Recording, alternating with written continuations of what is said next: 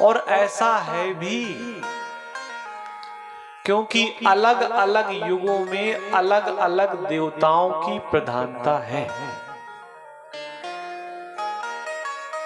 कलयुग की सबसे बड़ी प्रधानता यह है कि कलयुग में पापों का फल व्यक्ति को तब तक नहीं मिलता जब तक व्यक्ति पाप कर्म करता नहीं है।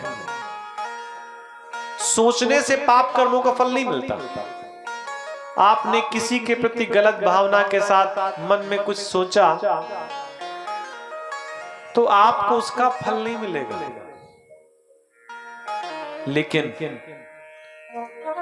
अगर आपने मन में किसी के प्रति शुभ विचार प्रकट होते हैं, आप किसी के प्रति शुभ कामनाएं मन से भी प्रकट करते हैं, तो कलयुग का ऐसा प्रभाव है कि मन से किए गए शुभ कर्म का फल भी आपको मिलता है। ऐसे बहुत सारे लोगों की कथाएं हैं कि उन्होंने मन से कार्य किया और उन्हें फल मिला। एक बेचारा बड़ा ही कंजूस आदमी था, भगवान को कभी भोग वगैरह नहीं लगाता था। पंडित जी ने कहा कि भैया कभी 2, 4, 10 रुपए आरती में चढ़ा दिया करो, कहीं शिव मंदिर में कहीं कुछ चढ़ा दिया करो, कभी कोई कथा भागवत हो तो सहयोग दान दक्षिणा आदि कर दिया करो। अरे बोले जीवन भर पसीना निकाल निकाल करके कमाया है और आप एक क्षण में दान करने की बात कह रहे हैं। पंडित जी समझ गए कि ये दान के नाम में तो कुछ नहीं निकालेगा। तो उसने कहा कि फिर ऐसा किया करिए, मन से दान कर दिया करिए। तो बोले क्या उसका भी फल मिलता है? बोले हाँ मिलता है। बोले मन से आप बैठ जाइए आंख बंद करके और उसी समय मन में भाव लाइए कि आप भगवान के लिए, ठाकुर जी के लिए, भगवान महादेव के लिए मीठी मीठी खीर बना रहे हैं। बोले ये बताओ जब मन से पूजा करेंगे तो पकवान सस्ते वाले डाल देंगे कि महंगे वाले? कई लोग होते हैं। अरे बोले जब तुझको मन से ही करना है तो बनिया की दुकान में जो सबसे महंगा वाला है वही डाल दे। अच्छा वो रोज भोग लगाता भगवान को मन से, अच्छा उसको बड़ा बड़ा खुश होता है इस बात से। भगवान को भोग लगाने से तो कम खुश होता, इस बात से ज्यादा खुश होता है कुछ खर्च भी नहीं हुआ और भोग भी लग गया। रोज भगवान को भोग लगाए। अच्छा आंख बंद करके आप सोच रहे हैं बढ़िया बढ़िया, अरे ठाकुर जी को हमने कचौड़ी परोसी, लड्डू परोसा। अब सोचने में क्या जाता है। एक दिन भगवान ने पता नहीं क्या मन में भगवान के आया, ईश्वर के, बेचारा भोग बना रहा था, खीर बना रहा था, कई प्रकार के उसने उसमें पकवान डाले, सोचा शक्कर भी डाल दे। अब ये डाल नहीं रहा है, मन से सब आंख बंद करके, आंख बंद करके जब अपने घर के डिब्बे से उसने 1 चम्मच शक्कर निकाली और कभी कभी खो जाता, भूल जाता कि मैं मन से कर रहा हूं। 1 चम्मच शक्कर डाली, बोले इतने में लगता है कम मीठा होगा, एक और डाल दी, लगा अब लगभग मीठा हो जाएगा, एक और डाल दी, बोले अब तो पक्का मीठा हो जाएगा, मन से कर रहा है।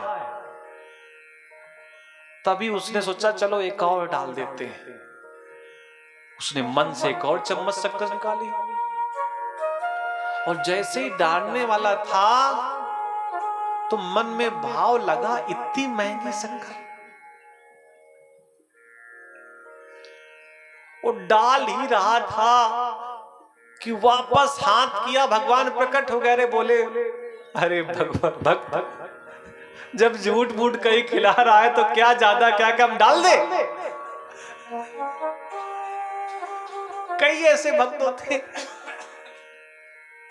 मन में बहुत खाली पुलाव चलता रहता है कि ये करेंगे वो करेंगे, लेकिन हाँ, पता नहीं कब वापस आपके यहाँ आना हो कि ना आना हो दोबारा, या समय कैसा क्या भाव है कुछ कह नहीं सकते। लेकिन बाबा ने एक चौपाई लिखी है, जो इच्छा करी हो मन माही, हरि प्रसाद कछु दुर्लभ नहीं। लेकिन ये चौपाई उन्होंने शुभ कार्य के लिए लिखी है, अशुभ कार्य के लिए नहीं लिखी है।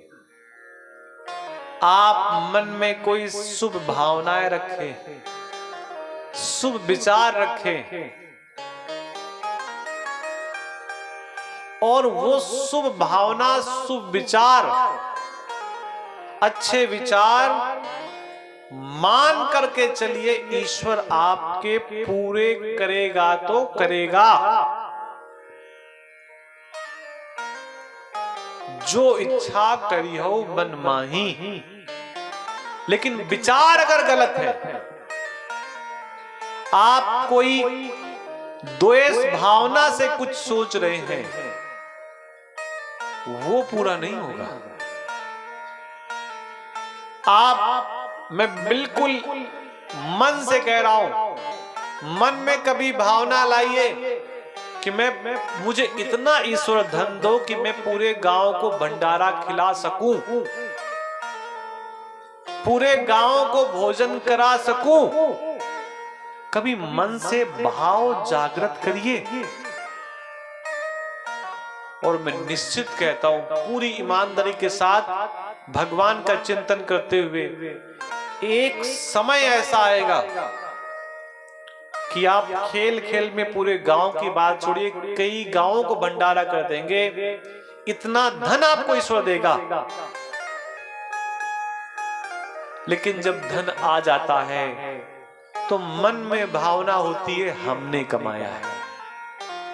वो वाली बात व्यक्ति भूल जाता है कि मैंने सोचा था शिव पुराण कथा में, भागवत कथा पुराण में, भगवान के सामने मंदिर में, कामता नाथ जी में, ठाकुर जी के सामने, गुढ़ा वाले हनुमान जी के सामने, वैष्णो देवी, ना ना, वो व्यक्ति भूल जाता है। मैंने कई ऐसे लोगों को देखा, जानता हूं कि जब धन ना हो तो कामता नाथ जी की लेट लेट के परिक्रमा करते हैं, और जब धन हो जाए तो गाड़ी से उतर करके भी प्रणाम नहीं करते, गाड़ी में बैठे बैठे प्रणाम कर लेते हैं, जय हो कामता नाथ जी की। समय नहीं है अभी हमारे पास। फिर भगवान भी कहता है कोई बात नहीं, जल्दी ही ऐसी स्थितियां होंगी कि समय ही समय होगा। दुख में सुख में सुमिरन, दुख में सुमिरन सब करें, सुख में करे न कोई, जो सुख में सुमिरन करे, दुख काहे का होए।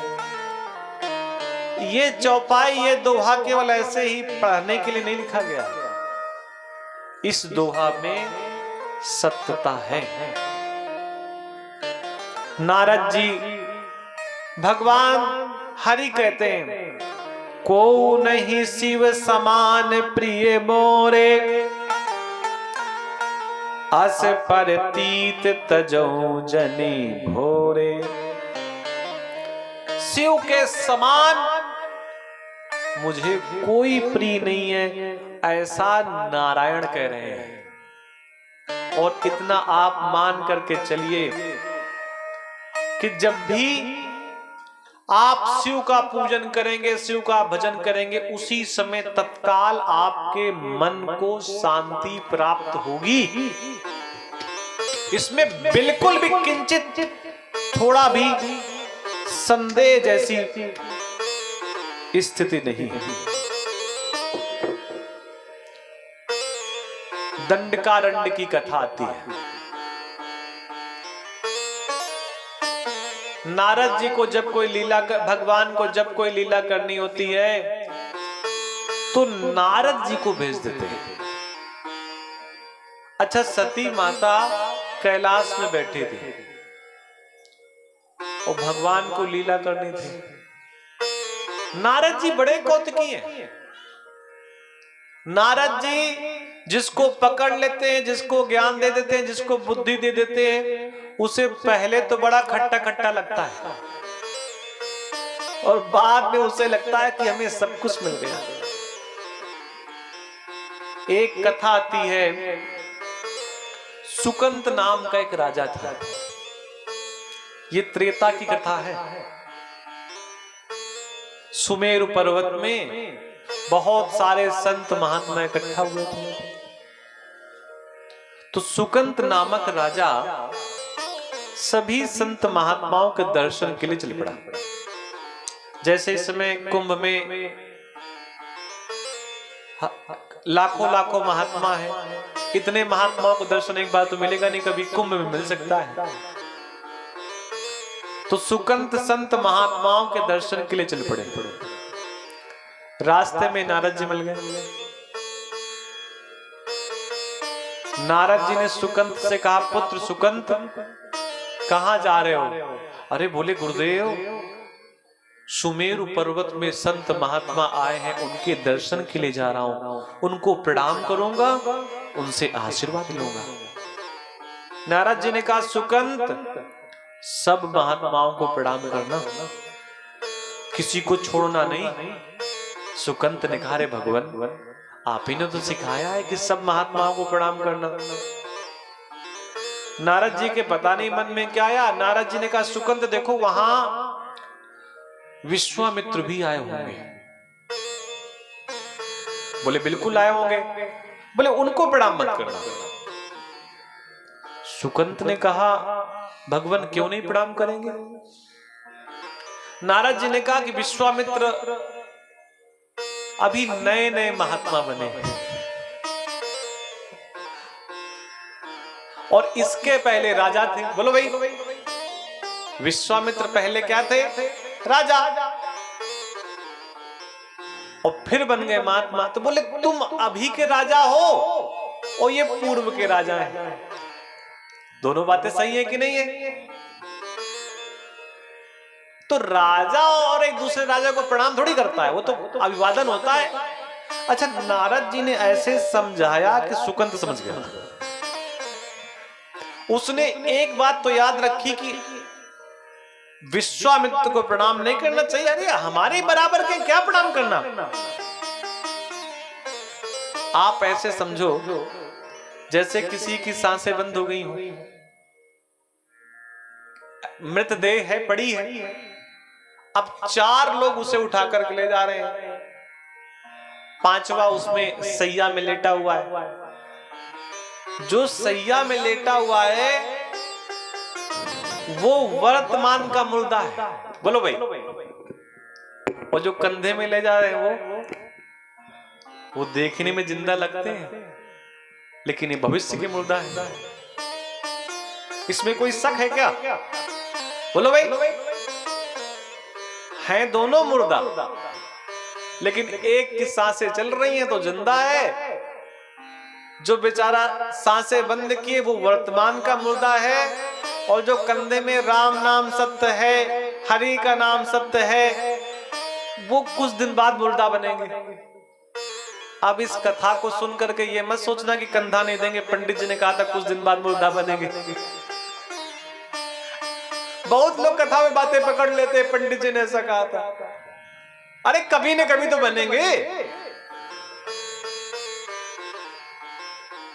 तुम राजा हो और राजा थे विश्वामित्र, अभी नए नए महात्मा बने। सुकंत पहुंचे, सुकंत ने प्रणाम सबको किया। विश्वामित्र जहां बैठे थे हाथ नीचे किया और थोड़ा अहड़ के आगे बढ़ गए। इन्हें क्या प्रणाम करना, नए नए बाबा बने। सबसे अधिक जाति अपमाना। अगर पंक्ति में कोई बैठा है तो व्यवहार सबके साथ बराबर होगा।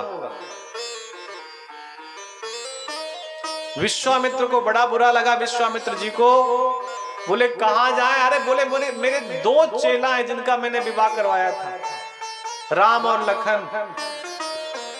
अयोध्या के समय वो राजा है, युद्ध समाप्त हो चुका था, रावण की मृत्यु हो चुकी थी। क्रोध में वशीभूत होकर विश्वामित्र जी अयोध्या पहुंचे। दोपहर का समय था, लखन जी द्वार में पहरा दे रहे थे, राम जी अंदर कक्ष में थे। विश्वामित्र लाल लाल आंखें किए हुए जैसे ही अंदर पहुंचे, लखन ने मना किया, महाराज रुको, किससे मिलना है? बोले राम से मिलना है। लखन जी ने कहा भैया तो सो रहे हैं। अब वो तो पहले से गुस्सा थे। बोले जहां का राजा सोता है वहां महात्माओं के साथ ऐसा ही होता है। लखन जी ने कहा महाराज अभी मैं जगा के लाता हूं। अरे बोले मत जगाओ, सोने दो। जब राजा ही सो रहा है, जो चक्रवर्ती राजा है, धरती का राजा है, तो महात्माओं को तो अपमान होना ही होना है। अच्छा बातें कुछ ऐसी थी कि झगड़ा जैसा होने लगा तो राम जी उठ करके आगे बोले गुरुदेव प्रणाम। विश्वामित्र ने कहा जाओ सो जाओ, जाकर जो होना था हो। राम जी ने कहा प्रभु थोड़ा सा क्रोध कम करिए, बताइए क्या हुआ? बोले सुकंत ने हमारा अपमान कर दिया। राम जी ने कहा दंड देंगे। विश्वामित्र ने कहा दंड से काम नहीं चलेगा, कुछ बड़ी बात बताओ। राम जी ने कहा गुरुदेव आप बताओ। बोले कुछ बड़ा दंड सोचो। बोले गुरुदेव मैं उसके प्राण ले लूंगा। बोले ऐसे काम नहीं चलेगा, संकल्प करो। बिना संकल्प के हम विश्वास नहीं कर रहे। राम जी ने कहा गुरुदेव मैं आपके चरणों की सौगंध खा करके कहता हूं, मैं कल सुकंत के प्राण ले लूंगा। अब ये खबर सुकंत को मिली। आप कल्पना करो, रावण मारने के लिए कहे तो कोई बचा भी नहीं, जब राम ने ही संकल्प लिया तब क्या होगा? सुकंत बेचारा बड़े परेशान, नारद को पुकारने लगा, नारद प्रकट नहीं हो रहे। तो उल्टी सीधी बातें कहने लगा कि जब आवश्यकता नहीं थी तब चले आए थे, जब सलाह मांगी नहीं तब चले आए, अब आवश्यकता है तो प्रकट नहीं हो रहे। नारद जी प्रकट हो गए। अरे बोले तुमने बुझलाया? अरे बोले कब से परेशान है? अरे बोले हुआ क्या? अरे बोले तुमको पता नहीं है, राम जी ने हमें मारने का संकल्प लिया है। नारद ने मुस्कुराते हुए कहा ये तो बहुत अच्छी बात है। बोले क्या अच्छी बात है? नारद जी ने कहा अच्छी बात यह कि राम जी के हाथों मरने का सौभाग्य प्राप्त होगा। सुकंत ने कहा ना गुरुदेव हम मरना नहीं चाहते। नारद ने कहा सुकंत मरना तो सबको पड़ता है और तुम तो बड़े भाग्यशाली हो। सुकंत ने कहा गुरुदेव ऐसा भाग्य नहीं चाहिए, हम अभी नहीं मरना चाहते। अच्छा नारद ने कहा अभी नहीं मरना चाहते तो बोले हम तो कुछ नहीं कर पाएंगे। सुकंत ने कहा उस समय आपने मना क्यों करवाया? अगर विश्वामित्र को मना ना करवाया होता तो आज ये गति ना होती। उस समय तो बिना सलाह मांगे सलाह दे दिए, अब हम मांग रहे हैं तो दे नहीं रहे हो। तो नारद ने कहा एक सलाह, एक उपाय है। नारद जी ने कहा अगर अंजनी माता आपको आश्रय दे दे, अंजनी कौन? हनुमान जी की माता, तो आपके प्राणों की रक्षा हो सकती है। नारद जी सलाह देकर के चले गए।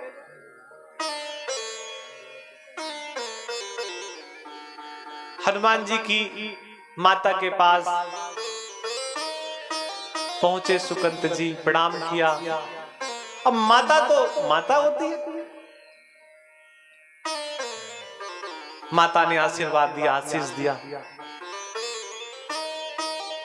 सुकंत ने कहा मां अपने प्राणों की रक्षा के लिए आपके पास आए हैं, तो क्या करना होगा हमें? क्यों, किससे संकट है? सुकंत ने कहा विश्वामित्र हमको मरवाना चाहते हैं, माता हमें आश्रय दो। मां तो मां होती है। मां ने कहा ठीक है बेटा, तुम अंदर कक्ष में चले जाओ और तुम्हें कोई नहीं हानि पहुंचा पाएगा। शाम हुई तो रोज की भांति हनुमान जी महाराज प्रणाम करने आए अपनी माता को। माता का चेहरा उदास था। हनुमान जी ने कहा, माँ आपका चेहरा उदास है, उदासी का कारण? तो माता ने कहा, पुत्रों मैंने एक राजा को वचन दे दिया है कि उसके प्राणों को कष्ट नहीं पहुंचेगा। तो हनुमान जी ने कहा, ये तो बहुत अच्छी बात है।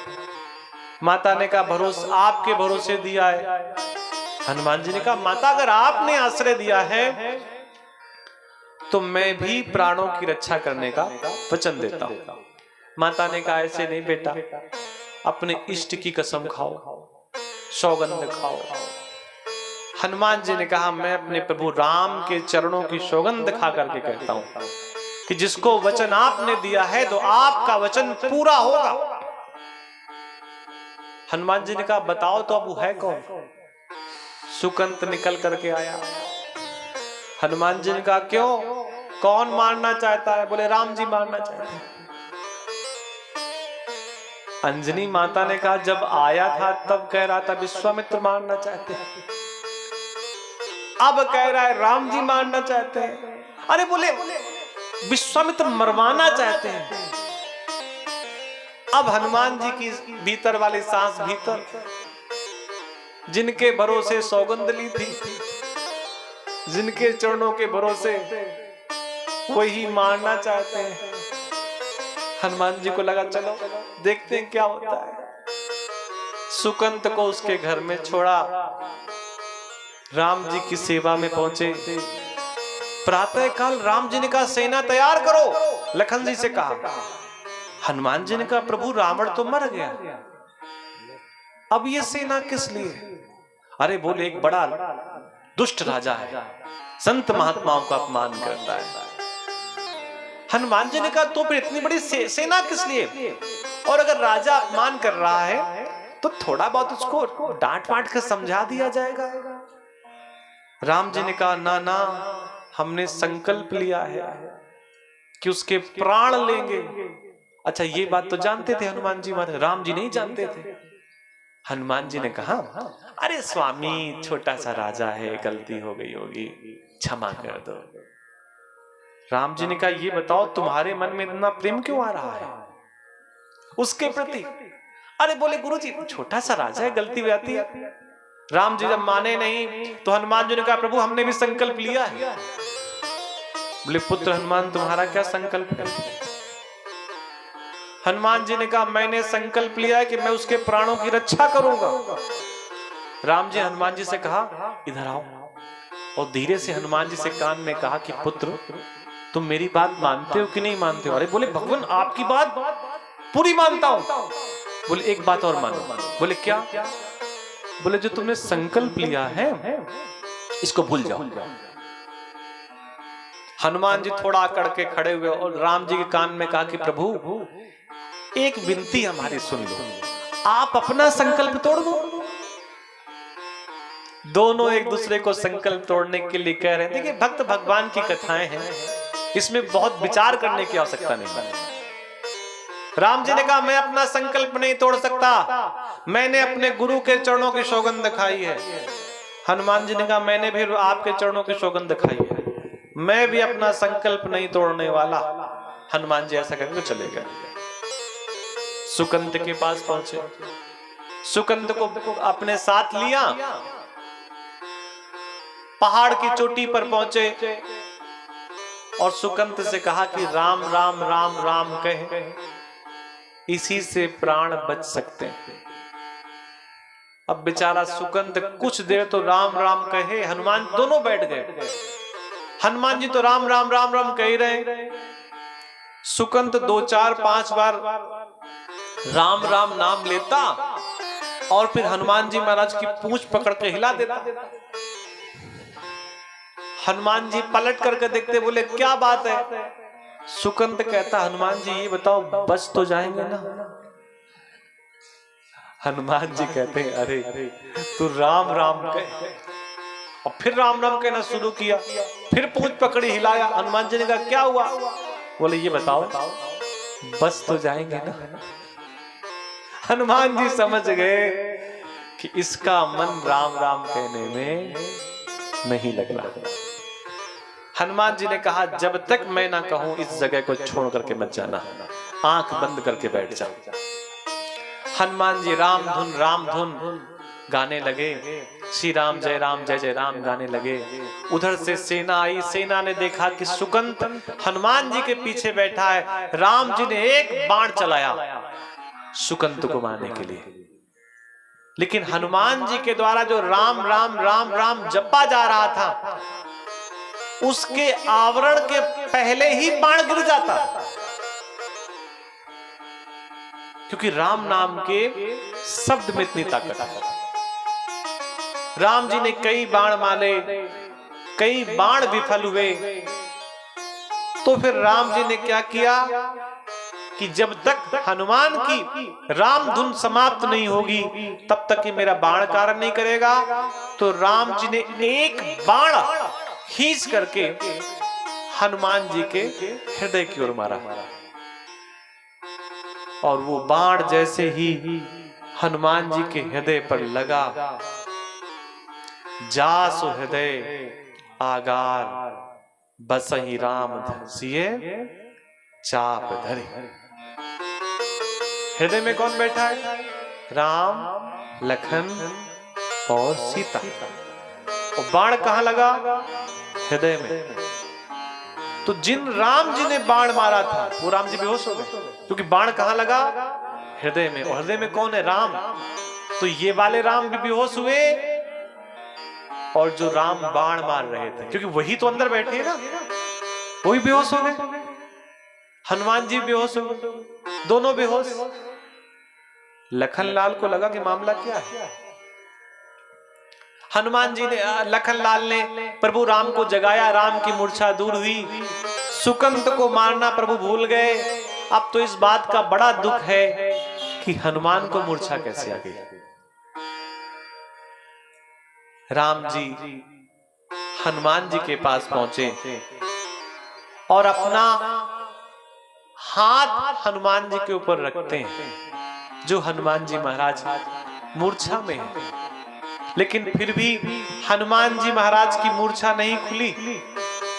तो राम जी अपने नेत्र बंद करते हैं, अपने हृदय पर हाथ रखते हैं और फिर हनुमान जी के ऊपर हाथ रखते हैं। राम जी के नेत्र बंद है, फिर हृदय पर हाथ रखा, फिर हनुमान जी के ऊपर हाथ रखा। राम जी के नेत्र अभी बंद है, फिर हृदय पर हाथ रखा, तब तक हनुमान जी की मूर्छा खुल गई। और जैसे ही हनुमान जी के ऊपर राम जी ने हाथ रखने का प्रयास किया, हनुमान जी ने सुकंत को आगे बैठा दिया। तो हाथ कहां लगा? जाकर के सुकंत के सर में। और जैसे ही सुकंत के सर में राम जी का हाथ रखा, हनुमान जी ने राम जी के चरणों को प्रणाम कर दिया। राम जी की निंद्रा खुली। हनुमान जी ने कहा, प्रभु जीवन और मरण अब दोनों आपके हाथ पे है, क्योंकि सर पे भी हाथ आपने रख दिया है। किसके? सुकंत के। और मारने का भी संकल्प आपने लिया है। अगर अब आप इसको मारते हैं तो जो आपने आशीष दिया है वो आपका आशीष झूठा हो जाएगा। उसी समय पीछे से विश्वामित्र जी आए। हनुमान जी ने सुकंत से कहा, उस समय प्रणाम नहीं किया था, आप जल्दी से प्रणाम कर ले। मरता क्या न कहता, दौड़ के गया, विश्वामित्र जी को प्रणाम किया। विश्वामित्र जी ने आशीष दिया। विश्वामित्र जी ने राम जी से कहा कि पुत्र राम, अपना संकल्प तोड़ दो। गुरु की बात कैसे नहीं मान सकते? और मेरा तो मतलब यह था, मारना नहीं था, मेरा तो मतलब था मोड़ना, कि संत महात्मा को प्रणाम नहीं करता है। विश्वामित्र ने अपने निकट बुलाया सुकंत को। सुकंत से कहा, ये बताओ सुकंत, ये कुसंग कहां से आया कि संत महात्माओं को प्रणाम नहीं करते? सुकंत ने कहा, गुरुदेव, प्रणाम ना करने का विचार कुसंग से नहीं आया।